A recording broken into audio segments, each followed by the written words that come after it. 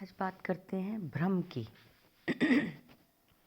भ्रम, जिसे मिथ्या ज्ञान, विपर्यय, मूल भ्रम, अपभ्रम आदि नाम से जाना जाता है। योग दर्शन ने इसका स्वरूप बतलाया है विपर्यो, मिथ्या ज्ञान, मत द्रोह प्रतिष्ठितम, मत द्रोह प्रतिष्ठम।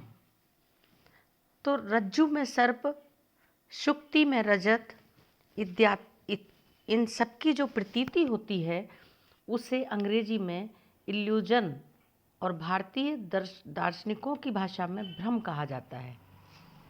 रज्जु में सर्प, रज्जु माने रस्सी। जब मनुष्य इस प्रकार के अवसरों पर अपनी बुद्धि से यह निश्चय कर लेता है कि अमुक वस्तु रजत या सर्प है, तो उसके इस निश्चयात्मक ज्ञान को अंग्रेजी में एरर और भारतीय दार्शनिक भाषा में मिथ्या ज्ञान या विपर्यय कहा जाता है। निर्णय की भूल, जो निर्णय की भूल होती है, यहाँ भूल के अर्थ में प्रयुक्त होता है। मनुष्य के मन का स्वभाव ऐसा है कि जब वह किसी नवीन ज्ञान की खोज करता है तो उसे पूर्ण ज्ञान सहसा प्राप्त नहीं होता। विश्व विकास में है और विकास का अर्थ है धीरे धीरे प्रगति। मनुष्य का ज्ञान भी धीरे धीरे अंश अंश में प्रगति करता है।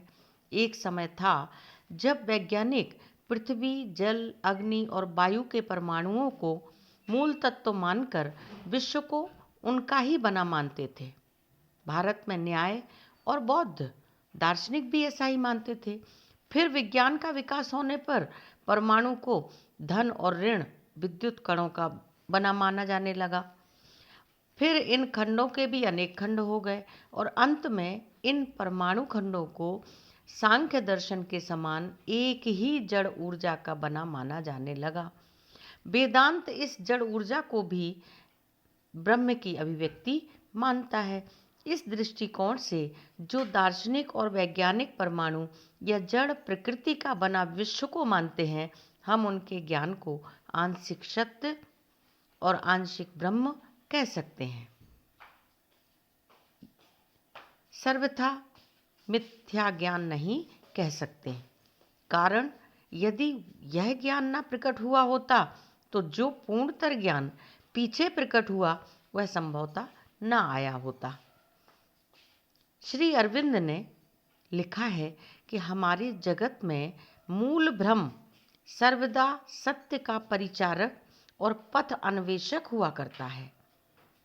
कारण मूल भ्रम यथार्थ में एक प्रकार का अर्ध सत्य होता है जो कि अपनी सीमाओं के कारण लड़खड़ाता हुआ चलता है। अनेक बार तो यह ऐसा सत्य है जो इस कारण कोई छद्म वेश धारण कर लेता है जिससे वह दूसरों की दृष्टि से ओझल रहता हुआ अपने लक्ष्य के समीप पहुंच जाता है। तो श्री अरविंद ने ऐसे स्थलों पर इस एरर शब्द का अनुवाद मिथ्या ज्ञान की अपेक्षा भूल, भ्रम करना उचित कहा है। रस्सी में सर्प का, शुक्ति में रज का जब भ्रम होता है तो वह इस कारण होता है क्योंकि अंधेरे के कारण रज्जु के स्वरूप का और दूरी के कारण शुक्ति के स्वरूप का यथार्थ ज्ञान उस समय नहीं होता। इन कारणों के दूर हो जाने पर वह भ्रम दूर हो जाता है। भारतीय दर्शनों की भाषा में जिस आधार में यह भ्रम होता है उसे अधिष्ठान कहा जाता है। कुछ भ्रम ऐसे भी होते हैं जहाँ कुछ भी अधिष्ठान नहीं होता, फिर भी मनुष्य को कोई पदार्थ दिखाई देने का भ्रम हुआ करता है। जैसे किसी व्यक्ति को चोर का उग्र भय होने पर स्थूल रूप में चोर दिखाई देने लगता है। किसी प्रिय की मृत्यु होने पर अत्यंत उग्र शोक की अवस्था में ऐसा प्रतीत होता है मानो वह पास में हो। उसका स्पर्श भी प्रतीत होने लगता है।